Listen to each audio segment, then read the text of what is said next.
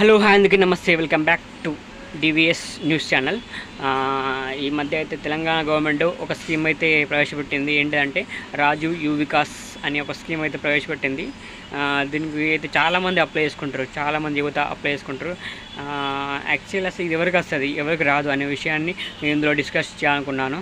ఎందుకంటే చాలామంది ఇప్పుడు క్యాస్ట్ ఇన్కమ్ సర్టిఫికేట్ నుంచి లైన్ పడుతారు. అక్కడ ఎంఆర్ఓ ఆఫీస్ కాడ మొత్తం లైన్ పడుతారు. ఆ సర్టిఫికేట్లు ఏమో అస్సలు అట్లా చాలామంది అయితే అప్లై చేయడానికి ట్రై చేస్తారు. అయితే గవర్నమెంట్ కూడా దీనికి ఎలిజిబుల్ అయితే 60 ఏళ్ళ దాకా పెట్టింది. కాకపోతే యువ వికాసాన్ని పెట్టింది, మళ్ళీ ఎలిజిబుల్ 60 ఏళ్ళ దాకా పెట్టింది. నాకు అర్థమైతే లేదు అసలు ఇది ఎవరికి వస్తుంది.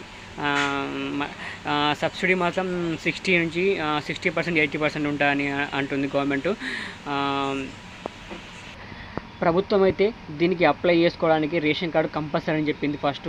ఆ తర్వాత చాలామంది రేషన్ కార్డు లేని వాళ్ళు కూడా అప్లై చేసుకుంటారు. కాబట్టి ప్రభుత్వం ఆలోచించి రేషన్ కార్డు అవసరం లేదు అని చెప్పింది. ఆ తర్వాత ఇన్కమ్ కూడా అవసరం లేదని చెప్పింది. ఇంకోటి ఏంటి అంటే మీరు అప్లై చేసుకునేటప్పుడు ఎందుకంటే సబ్సిడీ లోన్ కాబట్టి చాలామంది అప్లై చేసుకుంటారు. చాలామంది అప్లై చేసుకుంటారు. మళ్ళీ ఏజ్ లిమిట్ కూడా చాలా గవర్నమెంట్ అయితే పెంచింది.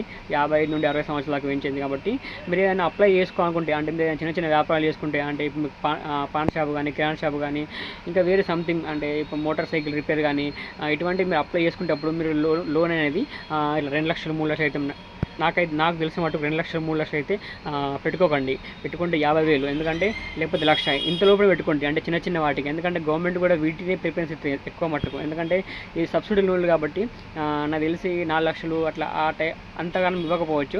ఎందుకంటే మీరు అప్లై చేసుకునేటప్పుడు ఫస్ట్ ప్రిఫరెన్స్ దానికే ఇవ్వండి, దానికి ఇస్తేనే. ఎందుకంటే వాటి కూడా బ్యాంకులు ఒప్పుకోవాలి. ఎందుకంటే దీనికి నాకు తెలిసి బ్యాంకులు కంపల్సరీ సివిల్ స్కోర్ చూస్తాయి.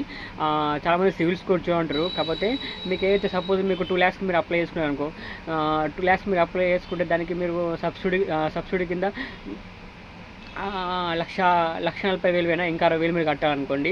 అప్పుడు బ్యాంక్ మాత్రం కంపల్సరీ మీ సివిల్ స్కోర్ చూస్తుంది. ఎందుకంటే మీరు కట్టరా అనేది చూస్తారన్నమాట. అందుకే మీరు చిన్న ఒక 1 lakh అప్లై చేసుకున్నారు అనుకో, 1 lakh అప్లై చేసుకుంటే 80,000 అయితే గవర్నమెంట్ నుంచి మాఫీ ఉంటుంది. ఒక 20,000 అయితే మీరు కట్టగలుగుతారు. ఇంకోటి 50,000 అంటే ఇది మొత్తం కట్టడం అవసరం లేదు. అట్లా నాకు తెలిసి గవర్నమెంట్ అయితే నాకు తెలిసి చిన్న వాడికి ప్రిఫరెన్స్ ఇస్తుంది. ఎందుకంటే పెద్ద వాడికి ప్రిఫరెన్స్ లేదు. ఎందుకంటే చాలామంది అప్లై చేసుకుంటారు. క్యాస్ట్ సర్టిఫికేట్ గురించి అయితే అక్కడ ఎంఆర్ ఆఫీస్కి అయితే లైన్ పడుతారు అట్లా. ఎందుకంటే ఈ గవర్నమెంట్ స్కీమ్ కాబట్టి చాలామంది అప్లై చేసుకుంటూ ఉంటారు. ఇంకోటి ఏంటంటే చాలామందికి ఒక డౌట్ ఉంది. ఏంటంటే ఈ వరకు మా పేరు మీద లోన్ ఉంది, మళ్ళీ మేము అప్లై చేసుకోవచ్చా అండి. మీ పేరు మీద లోన్ ఉన్నా కూడా మళ్ళీ అప్లై చేసుకోవచ్చు.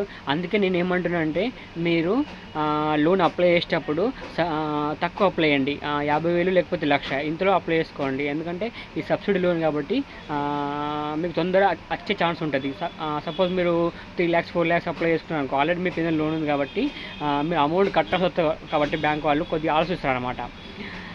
అందుకే మీరు లోన్ అప్లై చేసేటప్పుడు అయితే కంపల్సరీ 50,000 అప్లై చేసుకోండి. ఇంకా ఆల్మోస్ట్ 50,000 అప్లై చేసుకోవడానికి ప్రయత్నించండి. ఎందుకంటే మీకు ఆల్రెడీ మీరు అప్లై చేసుకునేది ఏ కిరాణా షాప్కో ఉంటే సపోజ్ ఇంట్లో మిషన్ కుట్టడమో అటువంటి దానికే అప్లై చేసుకోండి. మీకు వచ్చే ఛాన్స్ ఉంటుంది. అంటే నాకు తెలిసిన మట్టు నేను చెప్తున్నా. ఎందుకంటే గవర్నమెంట్ స్కీమ్ ఆల్మోస్ట్ ఇట్లనే ఉంటాయి. మీరు 3-4 lakhs అప్లై చేసుకుంటాము, మాకు సబ్సిడీ వస్తారంటే అది వచ్చే ఛాన్స్ చాలా తక్కువ. అట్లా గవర్నమెంట్ సంబంధించిన స్కీమ్ గురించి, అంటే తెలంగాణ సంబంధించిన న్యూస్ గురించి ఈ ఛానల్లో ఎప్పుడు వస్తూ ఉంటాయి. ఈ డివిఎస్ ఛానల్ని మీరు సబ్స్క్రైబ్ చేసుకోండి. Please support.